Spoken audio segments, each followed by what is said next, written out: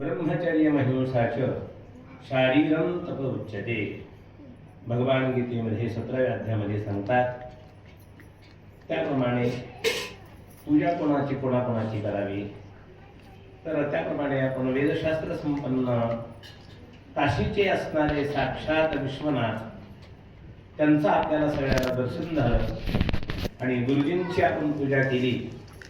गुरुजींचं नामस्मरण केलं, गुरुजींचं स्मरण केलं तरी सुद्धा यस्य स्मरण मात्रा जन्मसंसार बंधनात असे ते महात्म्य असल्या कारणाने त्यानंतर गुरुजी आले. गुरुजींनी आशीर्वाद दिला, पण तो मौनातच दिला. गुरुजी फार दयात बोलले नाही. गुरुजींची प्रकृती बरोबर नाही, पण गुरुजींचं दर्शन सुद्धा अत्यंत महत्वाचं. दयाचे राव तीर्थराव दर्शने प्रशस्तीची ठाव, दयाचे निसंगे ब्रह्मभाव भ्रांतासिंही अशी असणारे गुरुजी साक्षात काशी विश्वनाथ त्यांचं आपल्याला दर्शन झालं.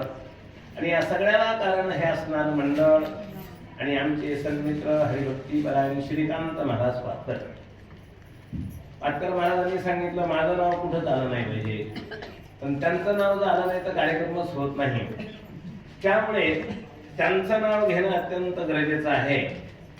आणि हे काय असतं, हे सुतावं कोणाला तर शुद्ध बीजा पोटी खळे रसाळ गोमटी मुखी अमृताची वाणी देह देवाचे कारणी.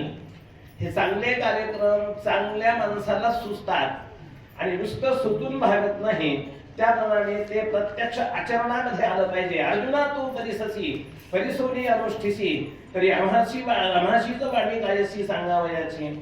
त्याप्रमाणे आमचे सन्मित्र श्रीकांत महाराज त्यांना सुचलं, त्याप्रमाणे सर्व ते प्रत्यक्षात त्यांनी करून दाखवलं. आणि सर्व मोठे मी सोडून बरं सर्व मोठे महात्मे आले आणि त्यामुळे हा कार्यक्रम एकदम चांगला झाला.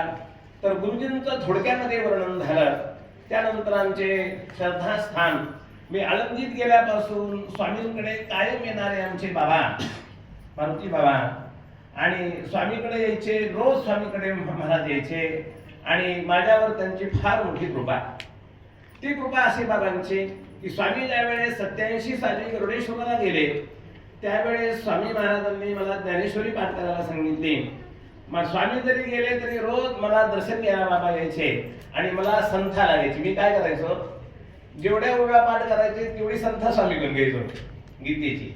मग बाबा यायचे, मग बाबा मला संथा द्यायचे आणि बाबा म्हणून घ्यायचे. नंतर बाबांचे असणारे मोठे बंधू हरिभक्तीपरायण मोतीराम बाबा ते पण तिथं असायचे, ते रोज माझी ज्ञानेश्वरी म्हणून घ्यायचे. अशी बाबांची माझ्यावर फार मोठी कृपा.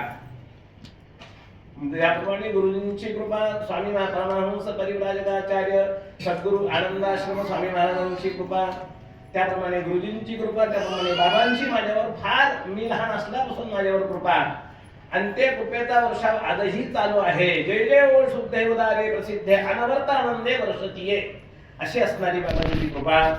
त्यामुळे बाबांचं दर्शन झालं, गुरुजींचं दर्शन झालं, बाबांचं दर्शन झालं. आता टाकळकर महाराज सांगितलं की भीमसेन जोशी यांच्या बरोबर आणि सर्व प्रांतामध्ये साथ देणारे आणि पुण्यामध्ये सगळीकडे कुठेही भजन असल्यानंतर भजनाला जाणारे. तू काय म्हणे ते भजन प्रमाण काय थोरपण जाळावे ते स्वामी महाराज म्हणायचे.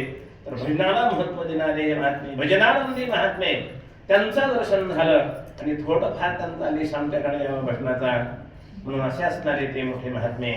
त्यानंतर स्वामींनंतर आणि ते स्वामी असतानाच परमपूज्य पाटील काका हे कन्हैया आश्रमामध्ये आल्यानंतर आणि खूप माझ्यावर त्यांनी कृपा केली. गोड बोलून काही वेळेस थोडं कठीण बोलून अशी काकांची कृपा त्याप्रमाणे, स्वामींची कृपा, बाबांची कृपा त्याप्रमाणे, पाटील काकांची कृपा माझ्यावर आहे आणि त्यामुळे मी बोलू शकतो. असे असणारे काकांचा विचार केला तर आता आमच्या श्रीकांत महाराजांनी सांगितलं की सहज आळंदीला आले मित्राबरोबर आणि स्वामींनी सांगितलं तुम्ही अमृतानुभव ऐका.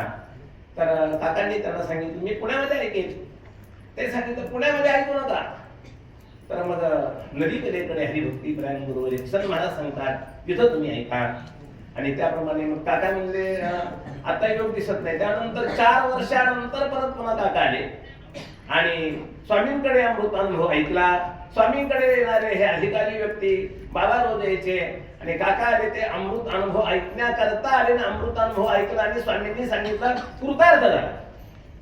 तुमच्यामध्ये आणि ईश्वरामध्ये थोडासा काही भेद होता, त्याला 6व्या अध्यायामध्ये थोडासा अगदी पडदा, की तो पडदा अर्जुनाने भगवंताने अर्जुनाकरता ठेवला होता भक्तिसूत भोगण्याकरता, तर त्याच्याकरता नाही थोडा दुसरा पडदा होता अज्ञानाचा.